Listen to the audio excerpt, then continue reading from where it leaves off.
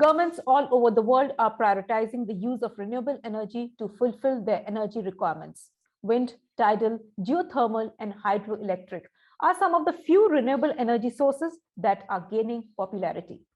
But the undisputed winner among them is solar energy. Up next is a panel discussion on making India a solar manufacturing hub. I would like to invite Sudheer Singh, editor, ETEnergyworld, the Economic Times, to moderate the discussion. Over to you, Sudheer.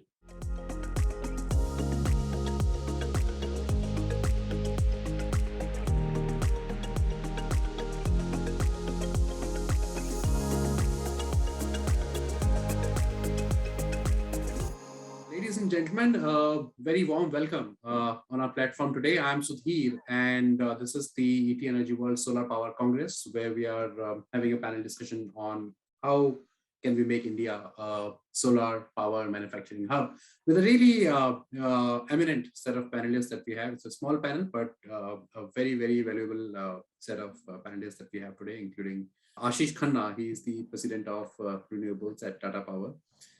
We also have Tim Buckley. He's the director of energy finance studies at IEEFA. And we have Mr. Pranav Mehta. He is the past chairman and the current director of Global Solar Council, and also the chairman of the domestic industry body, which is the National Solar Energy Federation of India. Let me start this discussion by talking to you, Ashish, and trying to understand from you, first of all, in the way of context setting, how do you look at the current landscape that we have for the solar power sector in India, both in general and also specifically if you could talk about solar equipment manufacturing, right? And secondly, do you think we have the right kind of all the right ingredients in place to meet the kind of ambitious national capacity addition targets that we have and which have been spelled out recently? Right. So if you could, set the tone of the discussion by talking about these things. Yeah. Thanks, Sudheer. Thanks for inviting me. I think it is important first to understand that where are we moving forward to and where we were. A decade back, we would not be having this discussion. A decade is not that big a time frame when we are looking at energy as a subject, right? From where we have moved in the last 5-6 years to where we try to be now reaching at the end of this decade, I think is a stupendous achievement by this country, and well, globally too. I would say that everyone has contributed on it. The point on the ingredients which you ask, I think we are a country which is blessed with a potential which is calibrated to around 748 gigawatt of solar, with more than 300 days of sunshine. We are blessed with it. It's a natural resource which is available with us, and that is the only resource which is required for producing the solar energy, if I look at it from the longevity on it. So yes, we are blessed, and now let's look at it that India has now embarked on a target which the Honorable Prime Minister has declared recently of 500 gigawatt of a renewable energy, and out of that 450 is by wind and solar, and approximately 300 gigawatt of solar energy in that. Since we are specific to solar energy, let me stick to on it and saying that today, if I look at the figures, then we have around 60 to 70 gigawatt of solar energy, which has been the projects which are already underway, some in the pipeline. So overall, on an average, one is looking forward to a 25 gigawatt of solar additions every year. And maybe slightly more than that. So looks at 25 to 30 gigawatt of that. So it's not that big a thing. If you look at in the last 3 to 4 years too, if we just capture the bids which has taken place from the center as well as the state governments, then they are varying with 20 gigawatt plus minus 2, 3 or 4, depending on it. And let's not take away the fact that we were in a COVID situation in the last 2 years, which has impacted globally as well as India. On any infrastructure project, if you take across. Now, if I look at these 25 to 30 gigawatt per annum, it is possible. Like I said, that we are blessed with the sunshine, and it is very much there. If I look at the manufacturing segment, as you specifically asked for, I think that is where we have a current challenge. We were having a challenge with us. We don't have that infrastructure or manufacturing capabilities with us to cater to this demand of 20 to 25. But let's look at what has happened in the last 1 year, to be specified very recently. Government has come with various initiatives to encourage this. The ALMM, which is required, the approved list of module manufacturers, which is required to ensure that we have the quality of the module which is required, and it has to be approved by a central authority. It used to take place in wind, but was introduced in solar too, which give a certainty of the quality and the products, including the manufacturers from where it is coming, and everyone has to be pre-approved for it. We have recently has also come across the announcement of the basic custom duty, both on modules as well as cell. 40 and 25% respectively is a huge tariff barrier which comes on import.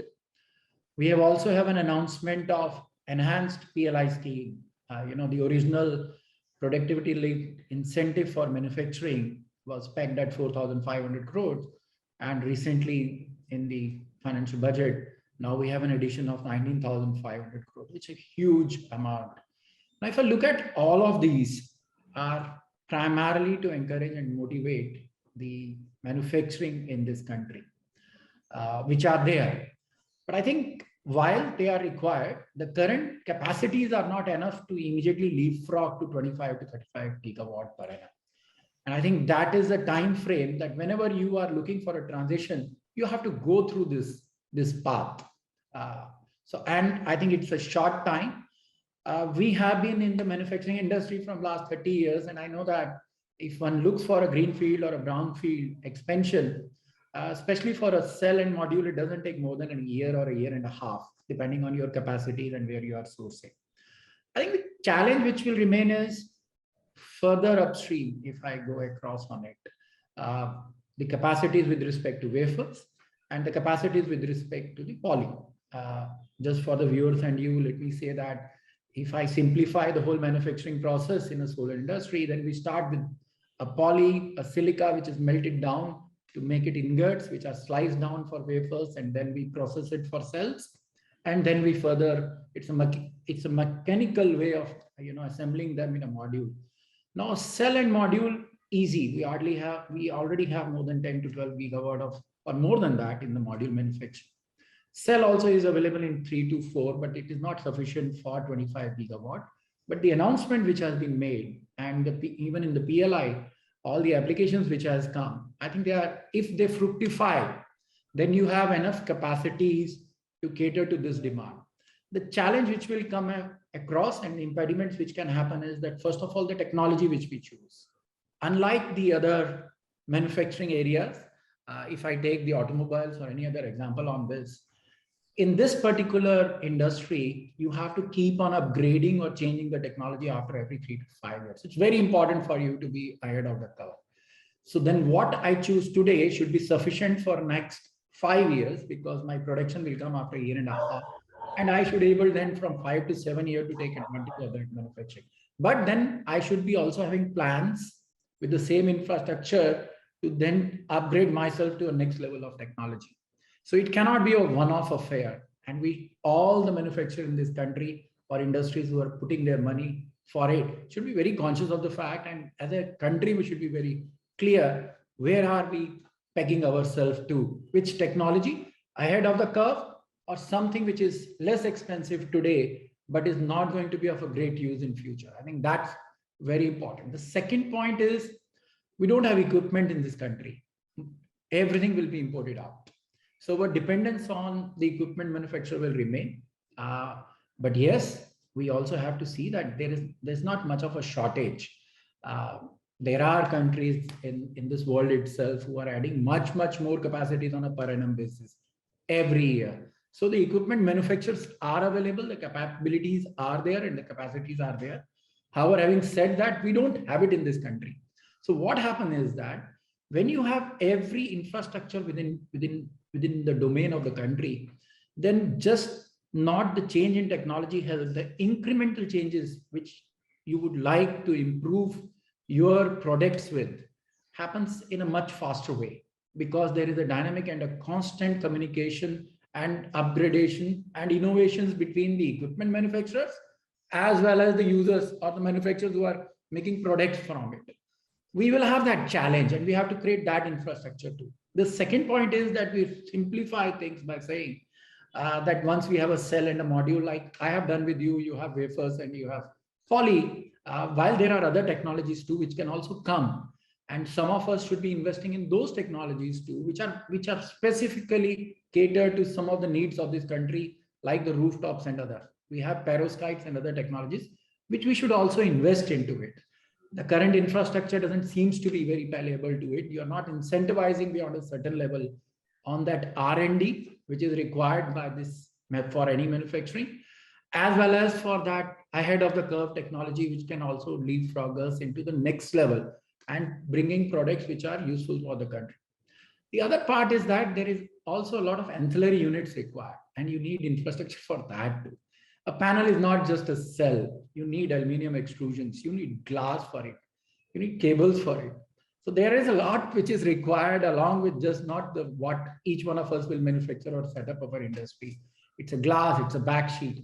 And I think you need that sort of infrastructure too to facilitate that. There could be some industrial houses which may able to cater to some part of it. Some may start a glass, some may start a back sheet or something like that. But that would be one-off. And that again is not going to help the overall industry. Here we are looking where overall we become cost effective. And that is why we need those sort of incentives too on those ancillary units so that in totality, we have been able to cater to the demand which is now available with us. So we have a demand, we have the capabilities, we have the capacities, we have the government which is favoring all of it. And the last point which I would say which can be an impediment there is the infrastructure required on logistics. Please appreciate the fact that all these manufacturing require logistics for their raw materials, their inputs, as well as their finished products. So like any other, I would say infrastructure in this place too, now all the ingredients are there. They may not be timed that well and it never happened. But I think it is going to be the best place to be in and lots of investments are going to come for that. A lot of really important points you have made, Ashish, and there is nothing you've left for us to discuss. But that's it's very heartening to see that there is this is the entire landscape, and you have spelled it out absolutely perfectly. It's a reminder for all of us to remember that it's not on the surface it might look easy and hunky-dory looking at cells and modules, capacity, etc. PLI has come, there's that. But then, there are other things. What about ancillaries? What about, the need to have incremental change in terms of technology and have it faster so that we don't miss out. Very, very valid points, no doubt. One thing that I wanted to understand from you, Ashish, is that you're saying going forward, going by the way we have set our targets, we are looking at 25 to 30 gigawatt of capacity annually, right? And that's a huge number. I remember 10 years, not 10 years, let's say 12, 13 years back, that used to be the case in coal-based capacities, right? We were chasing that kind of big numbers. Now we are chasing the same numbers in solar. It's a dream come true, right? Nobody could have thought like that. But if you look at the past 5 years, for example, what has been the average capacity addition for solar in our country? I think we are currently hovering between on a per annum basis between 8 to 12 gigawatt. So from 8 to 25, right? Within a matter of, let's say, even if we take one or 2 years time to set up capacities, like you're saying, it's a huge jump, right? So it's a lot of expectation, a lot of sudden jump in expectation, right? I think first of all, let's not cling on to the number, I would say, on this factor, because there is a demand and there is a supply. Now let us understand where the demand is. Now the sensitivity of the climate change, which is there today across the world and in India too. Now let's look at it. So there is a sensitivity towards having renewable energy in this country too. We have an opportunity to make in India in the current context because most of the demand in the past has been met by the imported modules. Then we also look around that the cost of power which solar power is generating is currently the least and is going to be the least for years together. It's a firm and fixed rate on it. Yeah. I do agree with you that it is not only dependent on manufacturing, it also dependent on the other infrastructure. If I have 25 gigawatt, I need infrastructure with respect to my transmission lines too. Now you have that zones which has been created. You have a day-ahead market which has happened in the current scenario. So those initiatives where you have the transmission line upgradation and transmission line reserved for renewable energy, day-ahead market, so that even if you are producing more, you can sell it across, bringing the market into picture for renewable power. All these factors, open access, enhancing the waiver of transmission charges, which were there till June 2022 to now 2025. I think they are all the steps in the right direction. I do agree that 10, 12, or 8 to 25 is no easy task. But if you look at it, if you have all these ingredients in it and inputs in it, which are going to incentivize, it's not a push, it's a pull. And this country needs power too. And it's a least cost power. So there is hardly any reason when things should not happen. I'm very optimistic about it. Yeah, okay. So that's fine. Moving on to Tim. Tim, you are a very, very frequent commentator on, you comment very frequently on these things. All sorts of analysis we keep seeing, coming out from the Institute. Let me have a perspective from you on, how do you think India should deal with this entire, one hand we want to boost the domestic manufacturing base that we have, and for the right reasons, right? But at the same time, we know that it's going to take time to have that kind of ramp up, right? And until that happens in the interim, how do you deal with the equipment and boards that we have? As an economist, how do you look at it? What's the way out? Where do you see India headed? Are we making the right moves? Sudheer, thank you also for having me on.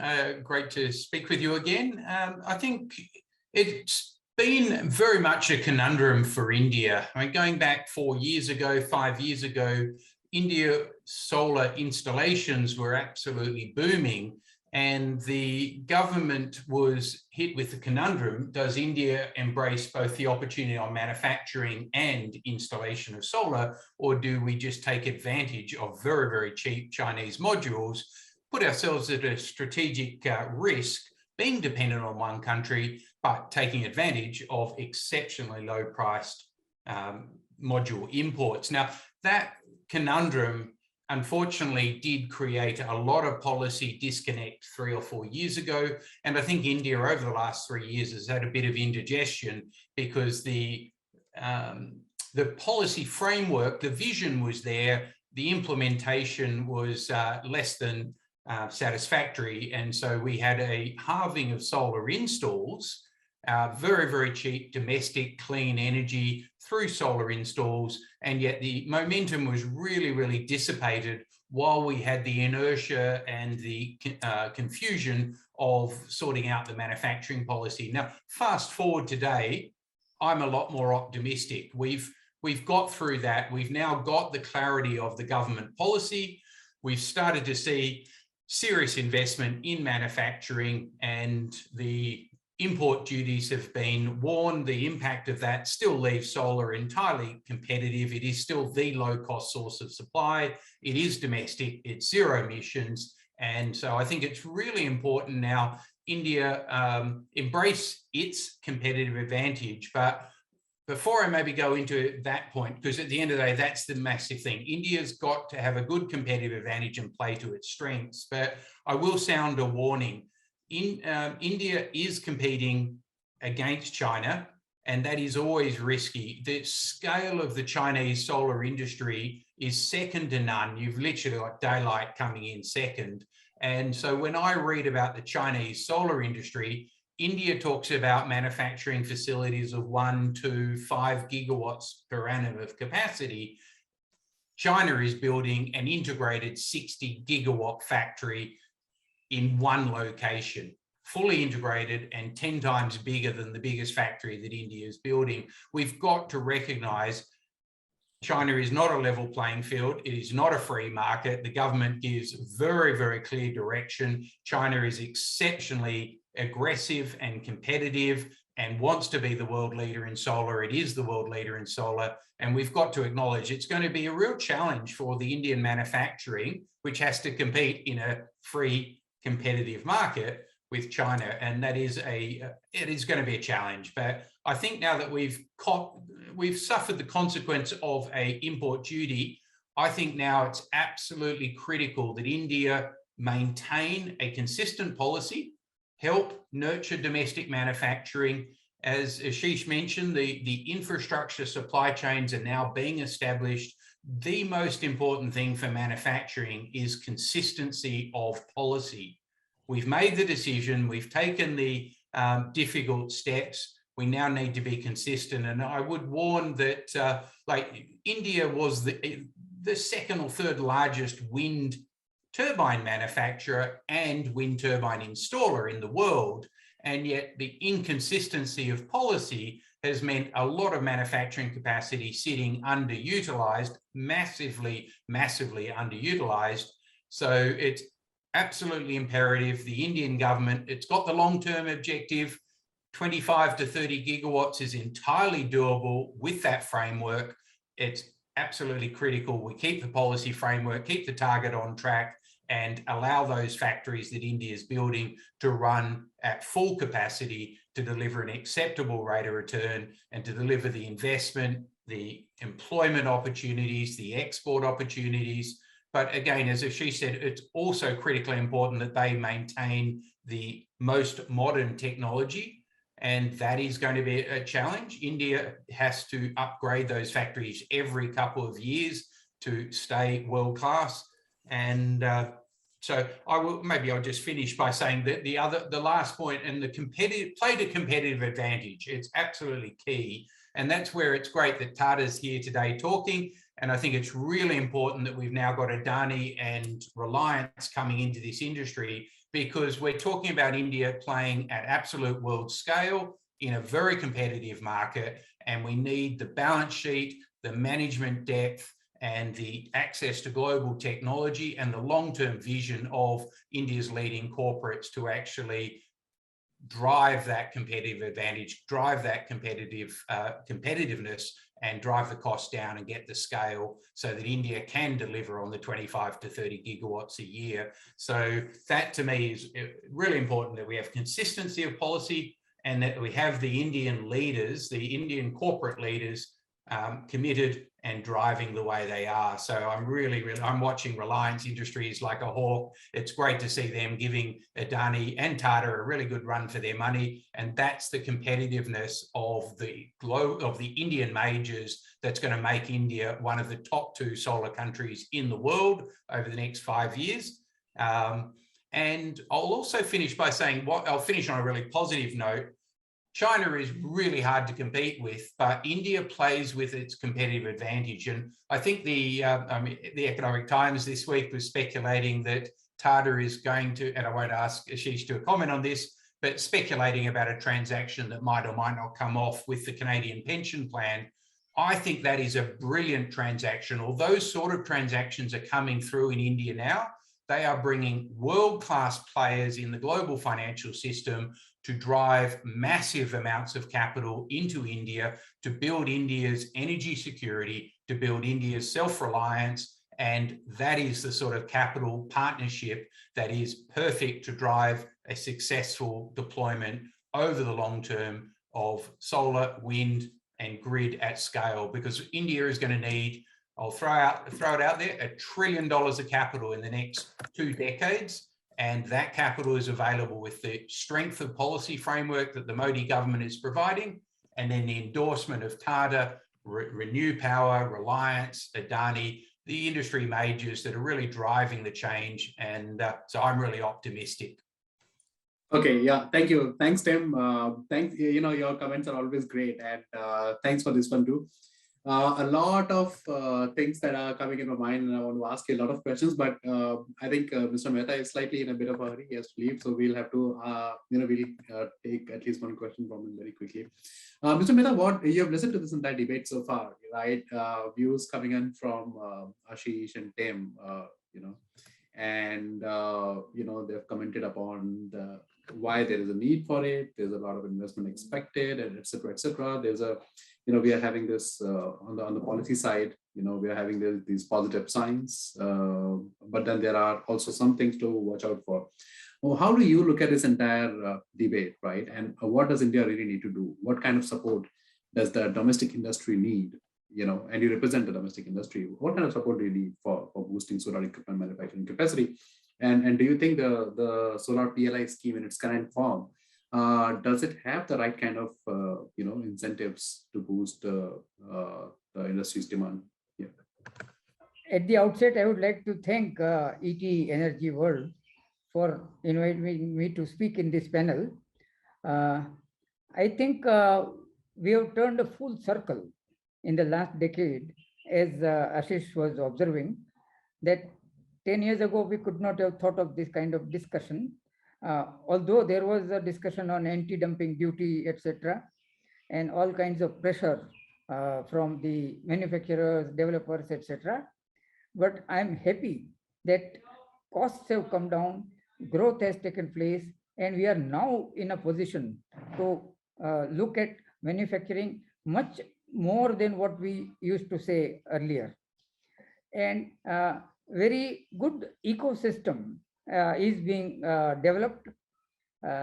This overall 25,000, I think 19,500 and another 5,000.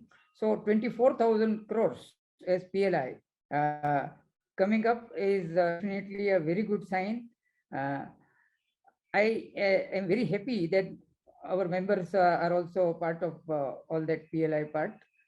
But at the same time, I would like to observe that MSMEs have not benefited.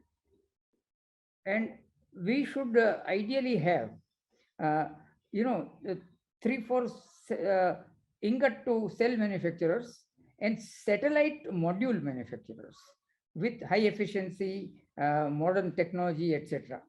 So satellite module manufacturing is something that we should incentivize people who want to grow from 250 gigawatts to 500 gigawatts, from 500 gigawatts to what I mean is 250 megawatts to 500 megawatts and to 1 gigawatt.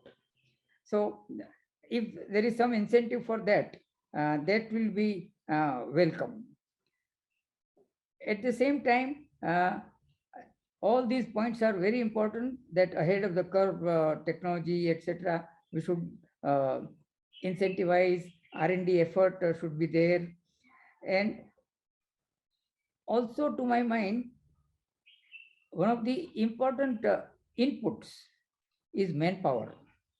So this manpower part also, I think we'll have to concentrate on if we are really going for these high manufacturing capacities.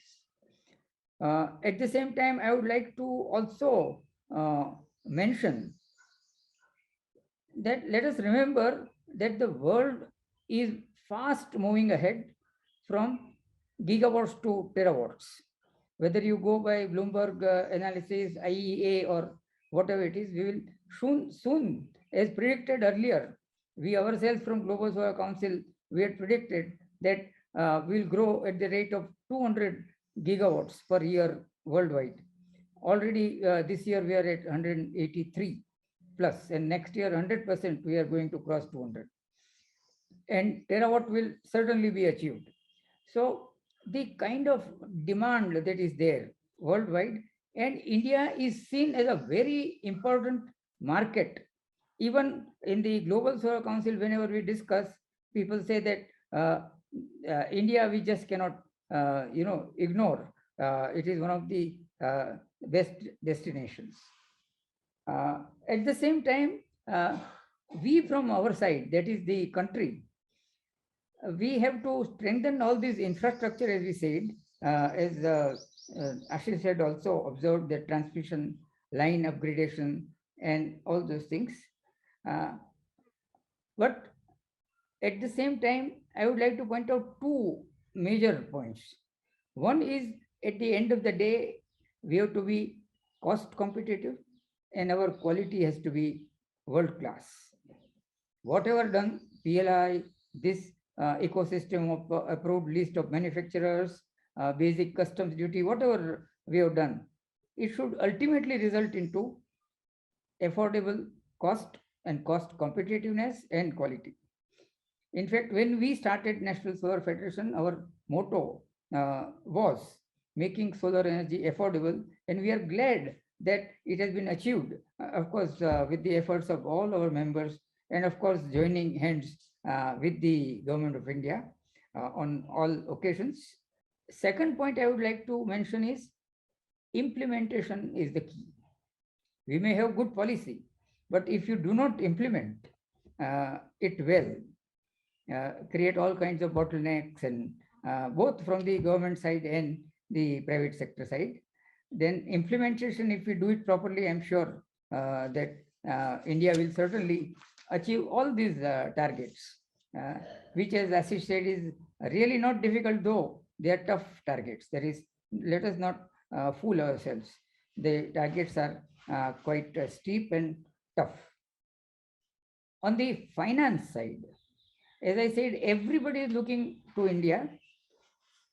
India is seen with high credibility as far as financing is concerned. And I hope that some of our erring states will realize that if one state does this, mistake, the entire country will suffer. Therefore, all contracts to be honored properly, which in India, it is certainly being honored, but one or two exceptions, they can create all kinds of problems. So let us see that that does not happen. Okay, thank you. So, sir, on financing, I wanted to point out, I'm told that, we have the highest kind of, the cost of finance that we have for domestic companies. In India, as compared to other geographies, the cost of finance is very high, right? And it's a major impediment, right? So, before Tim replies, shall I try? Yeah, please go ahead. Yeah, because you see, after all these things in the last 10 years growth, last 2 years personally, I am focusing on finance, though I'm not a finance man, but I would like our members to get finance at better rates, because our own country, we have very high cost of finance. And let us say the big players are able to get finance at a good rate internationally, etc.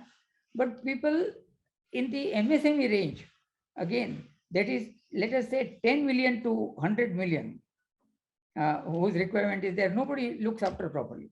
So I am focusing on that. If anybody can help in that, our rooftop program will also progress, which is lagging behind, can really progress well. Yeah, thank you, sir. Thank you for that initial comment. And I think the most important point here is to note that the point about MSME that you are saying, they haven't really. There's a time when they require a lot of handholding, and it has to be done now rather than later. And the point about finance, of course. Turning to Ashish, Ashish, you were talking about, you have when in the initial comment you have briefed us about the entire landscape of solar and the entire value chain. I wanted to understand from you, from the point of view of the benefits that PLI scheme extends. It does cover the entire value chain that you were talking about, right? From polysilicon wafers to ingots and cells and modules. Right. So what exactly is the hiccup there, and where do you think things could go wrong? The reason why I'm asking this question is also because here is a sector which is, like you were saying, technology changes very fast, right? So you have to be on your toes, and we're competing with none other than China. Huge capacities they're setting up. So it becomes important for us to set our own house in order, right? It's very, very important. So what exactly it is that the PLI scheme covers, what it leaves out, where do you think are there provisions where we could see some improvement, or there we could ask for more? If you could brief us on that. That's first part. And of course, we would also like to know, what is Tata Power Solar's plans for, capacity creation in this area, and what kind of opportunities do you see existing or coming up in the near future? Let me take a few minutes to just share with you what is PLI per se, and what is it helping us with. So if you look at it, the PLI was an incentive scheme, which was incentivizing the manufacturers. And in the way they were incentivizing, they were prioritizing those who are working on a larger food chain. Like if you are, say, poly to wafers to cell to module, you were getting a higher priority, and you can propose based on your capital expenditure, what sort of you have to propose, and it was based on that priority list. You will be incentivized. Now in the current form, with this addition coming up, I think most of the players who have given their proposal will be there. The good part about this PLI scheme was, and I was personally deeply involved into it, that the government was looking that if we are incentivizing, we should incentivize the right type of technology or the advanced technology, and should also incentivize the local value addition in it, like we mentioned about. So the way is that if anyone has proposed it based on their capital expenditure, it's not an upfront capital subsidy which you are getting. It's a 5-year period. On a per year basis, you will get your incentives, and first of all, your priority comes on two important factors: at what efficiency level you are declaring your products will be made. Like if I'm making a cell, then is it on the range of 21.5 to 23.5%? So you are incentivized or given higher priority when you are proposing an higher efficiency cells. And similarly, your temperature coefficient, which is again very critical for these products, was also being calibrated in that manner. So these were the two parameters which, besides the capacity. So the way that you were given on the priority list is whether you are covering all aspects or how many aspects of manufacturing you are covering, from poly till module, and then your product is having what sort of efficiencies and what about temperature coefficient. Now, when you will be given this incentive at the end of the year, what was also they have taken into consideration is that what is the local value add which you have done. So your capacity which you have actually produced and your local value addition were the parameter basis which you will be given those incentive, which will be capped to the level which you have proposed. Now, if you look at it in directionally and otherwise, it's a good scheme. It is a good scheme which has taken those factors into consideration which are important for the manufacturing of solar. Now you asked me a question on what can go wrong in this. I think an important factor again is PLI is one segment, it's an incentive, but when you are looking for a competition all across, that's not going to change anything on that part. It's not going to save you on a competitive spirit. Second part, which is also very important, is that we have to see how it pans out. The third factor, which is critical, is that while in the PLI scheme, there is an incentive and you get a higher priority by having a wafers and a polysilicon plant, but you only get a higher priority and you can look for a higher capex incentive too on that manner. There is no today ring fencing on the wafers and poly in this country. So you are directly impacted with a very huge manufacturing available outside the country. Like Tim very rightly mentioned that there is one player who comes with 60 gigawatt, which is more than all of our capabilities and 2 to 3 times of India capability. One player, 1 year. Now, when you are competing at a wafer and at a poly level, if this is a technology you are using, you can bring on perovskite and other things, which will not require this. But I'm saying by and large, most of the people are going to invest in these technologies. Within poly, you may have mono, HJT, and others. But when you're how do you ring fence them? How do you ring fence them? How do you ring fence them? So many players have taken it safe that when the policy will be available for wafers and poly, they would like to invest on it, because otherwise you have a direct competition there. And the scale is very different there. The other point is their prices are very different than their cost, even though their scales are much better. And in this country, when you're going for a manufacturing, you would like to make your predictable returns. So I think there has been certain apprehensions in many players who have not yet taken the step of going into the manufacturing of wafers and poly. Many have gone for a fully integrated one, but a large portion, if you look at all those who have applied, have not taken that step, primarily for this reason that they would like to take it in future, because just one scheme cannot make or break your decision. You are not going to just make your decision on manufacturing on one scheme. Please appreciate the fact that unlike all other, I would say, businesses, when we have even a project which we'll make and transactions which happen out there, manufacturing is a long-term commitment, especially when you are also looking for technology changes per se. It cannot be based on one only parameters. So yes, there are many parameters available, but I think many players have not gone into the full hog on this factor, primarily on this. Tata Power, it's a public information that we have also applied for 8 gigawatt in total, 4 gigawatt cell and 4 gigawatt module. We currently have the advantage of producing the highest efficiency cells and modules in this country, including the mono ones. So we know that what we have done, we are in the manufacturing industry from last 30 years. We were the first ones among everyone else to export and all that. But I think important factor is that we also have applied to it. That's our intention. Let's see how the things pan out. I think it is also very important that government, after this announcement, disburse or announce and issue letters quickly. Like Tim mentioned, and like Pranav ji mentioned, it is very important that the policy then is executed to give the right confidence to the investors, because there are other investors too who are looking forward on how these things pan out. Words should not come cheap. It should be substantiated with actions.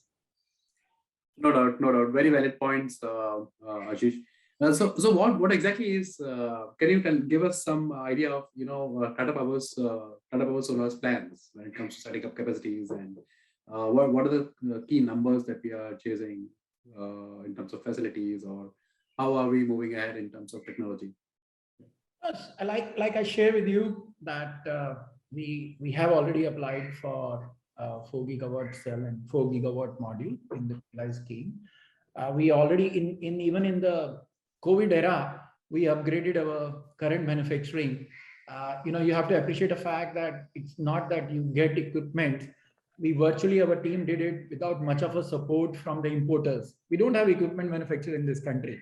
So when we were upgrading our cell line and now making the mono cells and then well automated, currently our capacities are going to make more than 22% efficiency level of cells and up to 530 watt peak of module. This was done by the team in-house with a very little support from outside, because there were travel restrictions too. So we have an immense confidence that we can carry forward on certain technologies for this growth. And that's our plan. We have our in-house aspirations too, being the developer, being an EPC contractor, being the large-scale rooftop and pumps EPC contractors. I think there is a lot of in-house consumption too, the captive consumption as we have on this matter. And I think one more thing which is critical, and if I look at it from an overall perspective, is this industry. At the end of the day, it is the distribution companies or the procurers where the bucks end. So manufacturing, whatever we will produce, will be taken up by an EPC contractor, which will sell it to a developer. But ultimately, developer will sell power to their distribution companies. It's very important that we have all of them in a very healthy state. The end, if there are challenges, anywhere in this food chain, it is going to impact the manufacturing too. The See, environment. Ashish, the discom part of the food chain has been in problem, right? And that problem has been huge. And despite multiple efforts, it's going to be there. It has become quite. I mean, a lot of schemes have come and gone, and that has stayed, right? So the investors at some level also have to, perhaps take that as a given for some time at least, yeah, until things start really working. But anyway, thanks, Ashish, for that great comment. I really like the point about ring fencing, right? And as I wanted to ask the layman question, which is that, when policymakers sit and work around these policies, they do understand these things, right? So there must be a reason behind it. There must be some way of covering that part of the value chain also from the risk. But anyway, moving on to Tim. Tim, I wanted to understand from you, keeping aside this entire necessity to curb imports, how does the cost benefit analysis work out, when it comes to using foreign versus domestic equipment over the long term for a country like India? Yeah, and if you could also respond to some of the points that Ashish raised. Yeah. Yes, certainly. Maybe building on the points that Ashish just made, I mean, investor confidence is absolutely key. And to reinforce the other point he made, that manufacturing is a long-term commitment. And that gets back to my point about let's not repeat the debacle of the wind industry. Let's make sure that we build these capacities, they're modern, they're world scale, and then let's make sure they run flat out and deliver to India the product that it needs, its employment that it needs, and then drive the deployment of solar.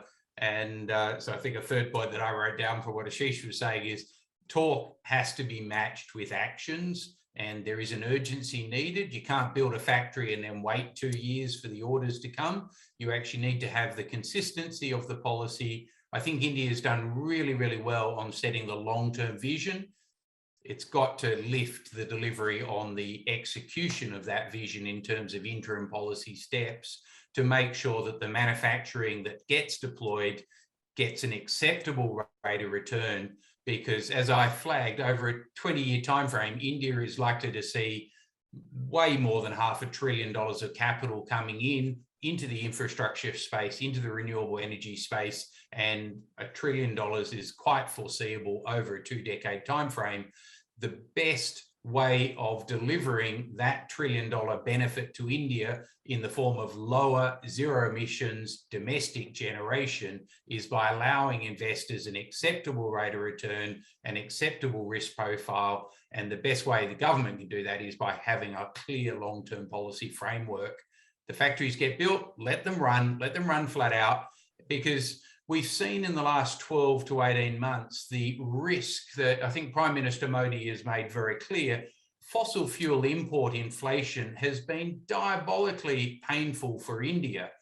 We've seen the LNG price go up tenfold. We've seen the coal price go up 5-fold in international markets. And Prime Minister Modi has made it very, very clear energy independence, energy security, and a decarbonisation of the energy system in India all go absolutely together, and Indian consumers, the economy, and the environment will all be beneficiaries of that. So the vision's clear. Let's actually implement it. Let's run 1,000,000 miles an hour. Let's get up to that 25, 30 gigawatts a year of installs. Know that China's going to be doing 100, 150 gigawatts of installs a year, but that's fine. Let them run their race. India doing 30 gigs a year, that is music to my ears. That's what I want to see India doing. And I think that's an achievable objective in the next 2-3 years. And it's about just now getting those factories running, getting the workers out, getting the investment flowing. And the benefits to India will be huge in terms of lowering the inflation rate, lowering the current account deficit, stabilizing the currency. And then all of that will reinforce investor flows into India, which will lower the cost of capital. And therefore, we will be talking about solar way below 2 rupees on a 5-year view. And let's, heaven forbid, let's talk about 1 rupee per kilowatt hour on a 10-year view. And that'll be great for the Indian consumer. It'll be great for Indian manufacturing. So yeah, let's let manufacturing deliver an acceptable rate of return, and let's not change the policy too many times because it needs long-term commitment. Yeah, sure. Tim, you're talking about less than 2 rupees tariff kind of a thing. What happens when we add storage also into the picture? What happens then? How do we then control the cost? Where do you think we stand in terms of integration with storage? Will we still have that kind of competitiveness? Absolutely. And let me draw on an example that the Australian Energy Market Operator has just highlighted this week in my country. So AEMO put out a report, and it's music to my ears. Investors need to manage this risk, and India needs to be aware of the risk. But for 16% of the fourth quarter of 2021, the wholesale electricity price in Australia was negative.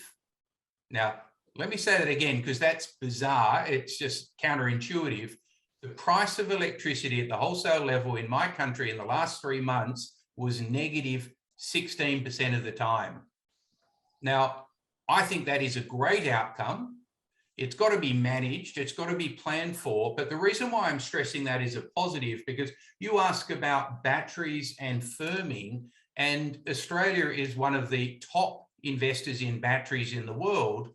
Negative power prices when it is extremely sunny or extremely windy is actually the perfect inducement for investment in batteries, because ultimately you need firmed power. But the investors in a solar plant have a different risk and return profile to the investors in a battery. And so when power prices go negative, if you don't have a battery, you're going to be curtailing your solar output or getting negative returns. If you own an integrated solar battery company, then you can actually store the power. And then as the sun goes down, you ramp it up, you ramp up the battery output, and you deliver into the peak power market at night. So one of the points that IEEFA has made consistently is the importance of a time of day pricing, the importance of price flexibility, and the price signal drives investors. And so I know India has yet to deploy a lot of batteries. It will come, so will negative power prices, and one drives the other, and that is actually great for consumers, and it's great for the decarbonisation of the grid. But if you own a solar project, you need to have that 25-year power purchase agreement. You've got that from the Indian government. Now, ironically, that will then help deploy batteries to actually deliver the power in the time of day that consumers need it. Okay. Thanks, Tim. Mr. Mehta. Yeah. Yes, I would like to join Tim in saying that this module price rise this year and maybe in the next year also is a temporary phenomenon. And world over, we expect the price to go further down. So electricity cost also, as he said, 2 rupees. We are talking somewhere around 1.5 cents by all these Bloomberg and IEA and our own Global Solar Council, IRENA, all analysis. Therefore, we have to strategize all our actions looking into that. There is going to be pull, as I said, even green hydrogen will require green electricity.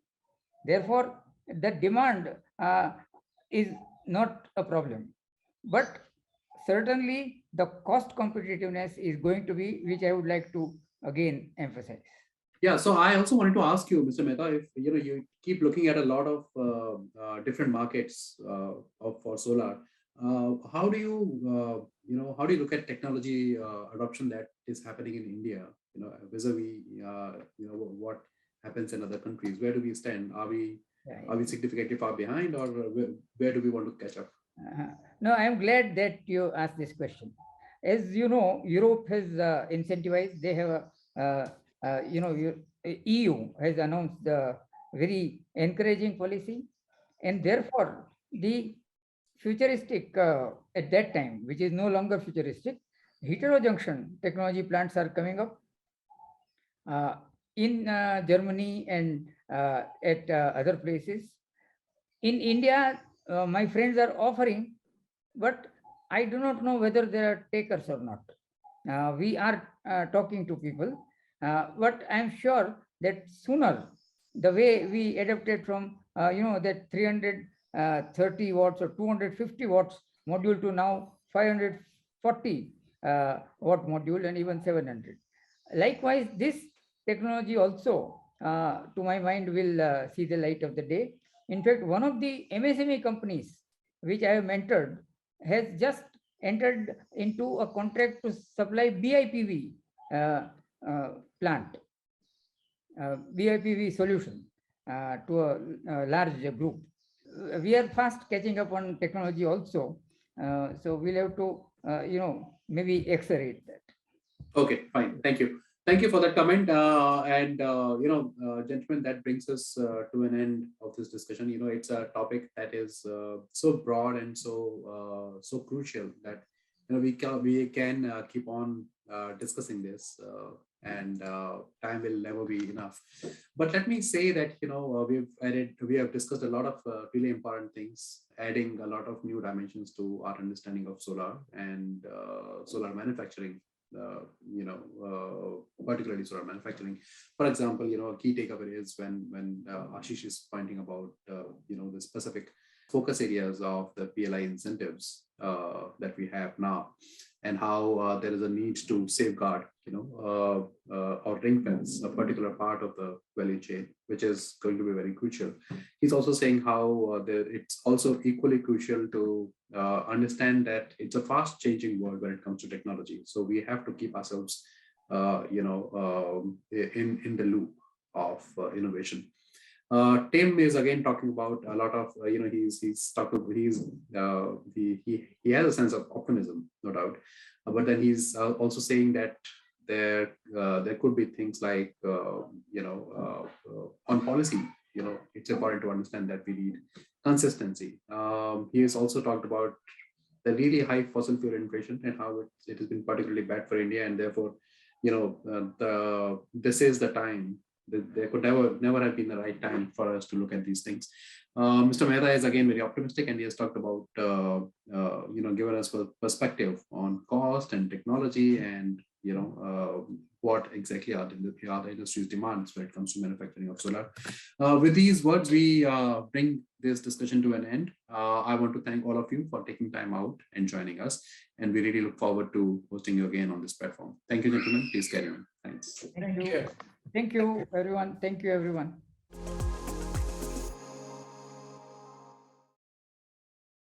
Thank you, everyone, for such an interesting and knowledge-rich discussion.